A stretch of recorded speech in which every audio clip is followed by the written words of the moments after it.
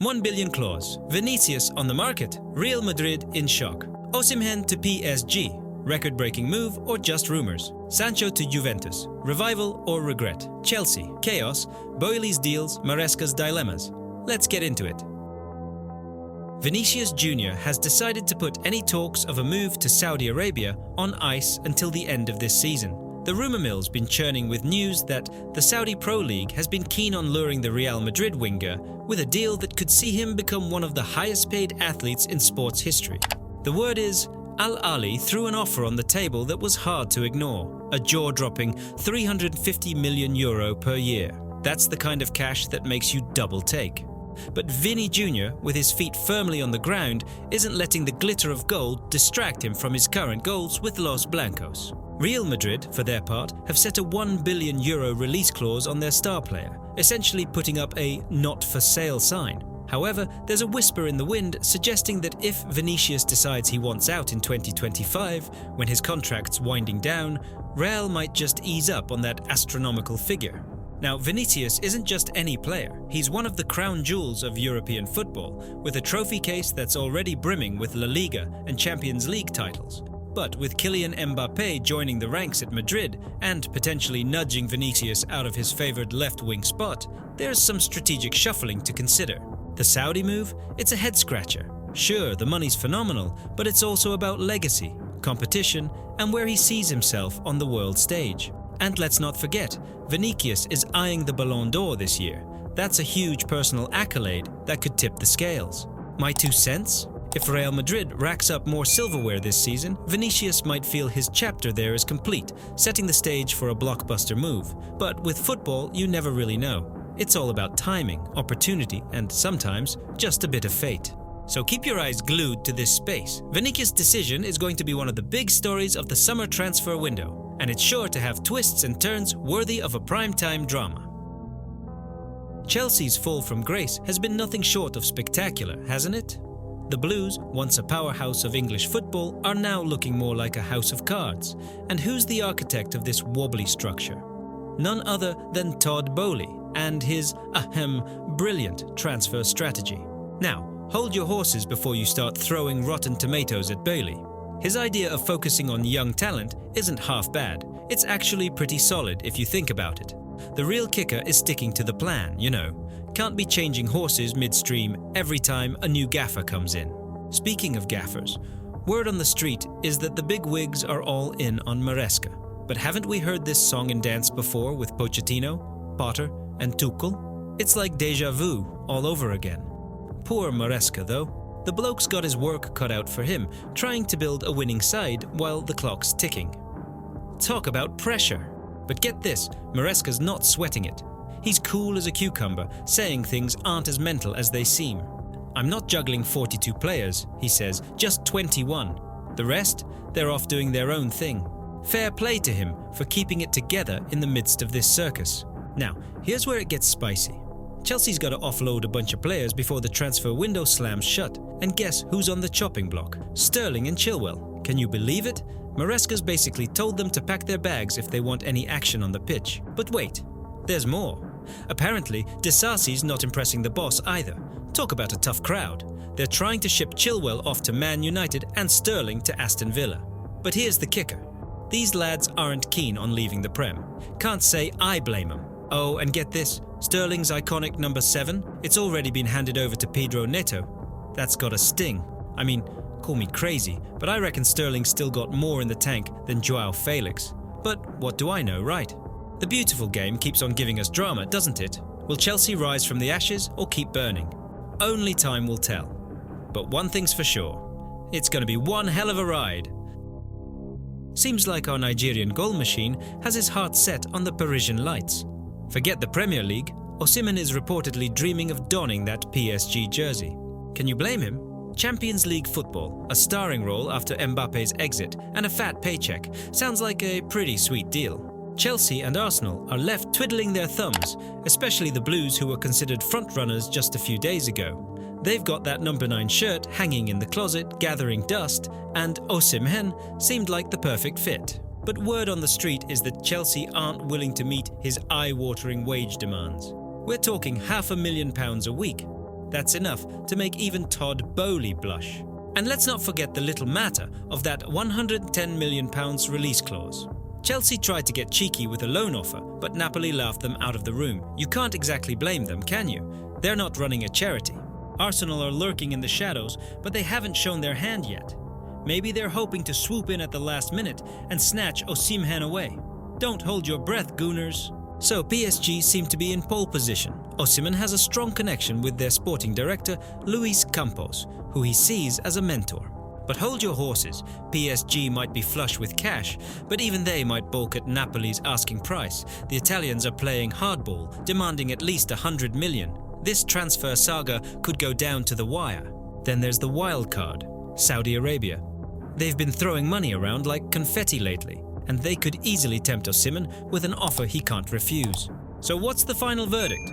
Will Osimhen be strutting his stuff in Paris, London or Riyadh, or will he stay put in Naples? The next few days will be crucial. Keep your eyes peeled, folks. This one's going to be a nail-biter. Let me know what you think. Drop a comment below with your predictions. Barcelona, always the drama kings, are in a bit of a pickle right now. They've just cashed in on young defender Mikayil Faye, sending him off to Rennes for a cool €10 million. Smart move, right? They even got a buyback clause for €25 million, so if Faye turns into the next big thing, they can bring him back to Catalonia. But let's be real, they're not doing this out of the goodness of their hearts. This is a desperate scramble for cash, my friends. Barcelona are in a financial frenzy, trying to raise funds before the transfer window slams shut. Speaking of financial woes, their new signing, Dani Olmo, is stuck in limbo. He's officially a Barcelona player, but he hasn't even stepped onto the pitch yet. Their budget is so tight, they can't even register him with La Liga.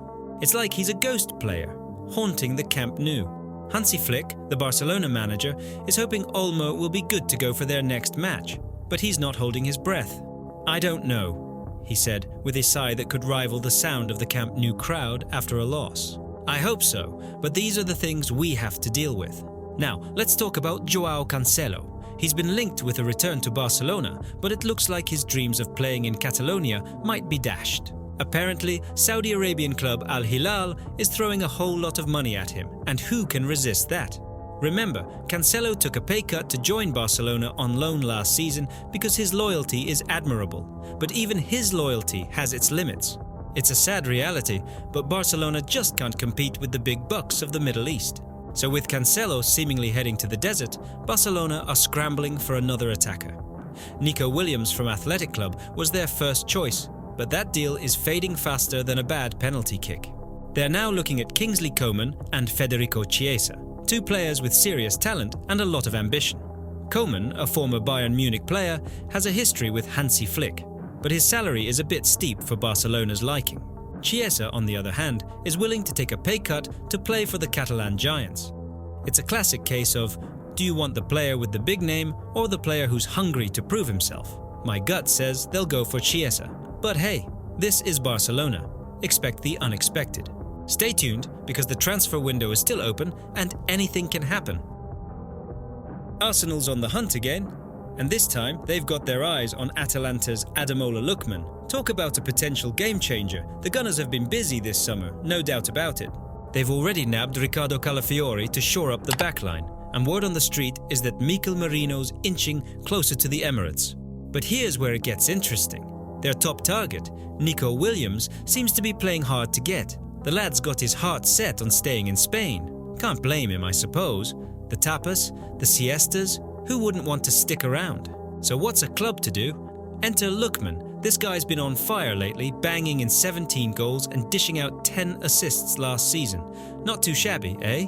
But here's the rub. Atalanta slapped a £43 million price tag on him. That's enough to make even the most deep-pocketed clubs think twice. Now, here's where things get a bit murky. Some folks reckon Arsenal's ready to throw Jakub Kiwior into the mix, plus some cash, to sweeten the deal. But hold your horses. Other sources are calling bull on that one. In fact, they're saying Arsenal never really fancied Lookman in the first place. Plot twist. But wait, there's more. PSG's been sniffing around Lookman too. The Nigerian even sat out Atalanta's first game of the season, which got tongues wagging. But it looks like PSG's interest has cooled off faster than last night's pizza. So, what's the deal with Lookman? Is he staying? Is he going? Your guess is as good as mine, folks. But one thing's for sure. With the transfer window winding down, this is one story that'll keep us on the edge of our seats. Will Arsenal pull the trigger? Will PSG swoop in at the last minute? Or will Lookman end up laughing all the way to the bank with a shiny new Atalanta contract? This transfer saga's got more twists and turns than a pretzel factory. Keep your eyes peeled, football fans. The next few days are sure to be a roller coaster ride in the world of transfers. Christian Eriksen's future at Manchester United is looking increasingly uncertain. Despite his undeniable talent, the Danish playmaker finds himself on the fringes of Erik ten Hag's plans, thanks to the emergence of Kobbie Mainoo and Mason Mount's return to full fitness. The rumour mill has been buzzing with talk of a potential exit, but here's the deal. There hasn't been a single formal offer for Eriksen yet. According to Fabrizio Romano, unless a particularly enticing bid arrives, Eriksen isn't going anywhere. So, while speculation continues, it seems Eriksen might be staying put for now. Switching gears to Scott McTominay, the Scottish international who's been a rock for United during tough times. Despite his contributions, the club appears willing to part ways if the price is right, around £30 million. Fulham tried their luck earlier with a £20 million bid, but that didn't fly. Now, it seems McTominay could be on the brink of a move to Napoli. Reports suggest that a €25 million deal, including bonuses, might be in the works, with McTominay having already agreed to personal terms with the Italian giants. If this deal goes through, we could soon see him trading the Premier League for Serie A. Then there's the ongoing pursuit of Manuel Ugarte.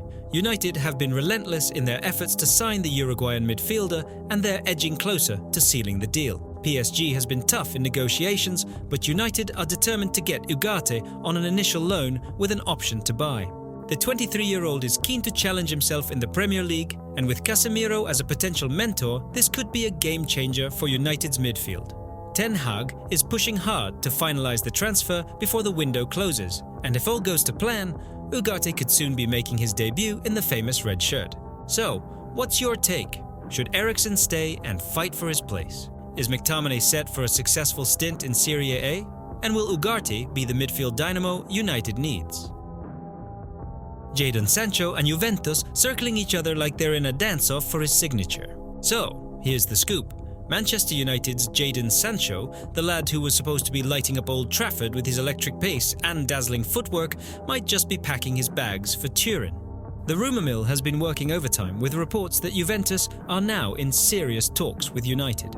Remember, this is the same Sancho who was welcomed back into the fold during pre-season after a rather public spat with manager Erik ten Hag.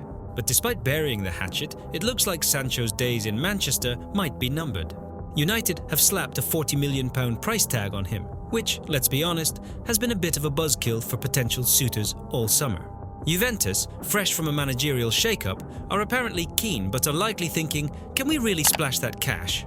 Especially since they've got their eyes on Nico Gonzalez and Toon Koopmeiners, which might already set them back a cool €90 million if Fiorentina and Atalanta get their asking prices. Now, Juve's play might be to offer a loan deal, covering Sancho's wages, which could be a smart move if they can pull it off. United, initially stubborn about wanting a permanent deal, seem to be softening up.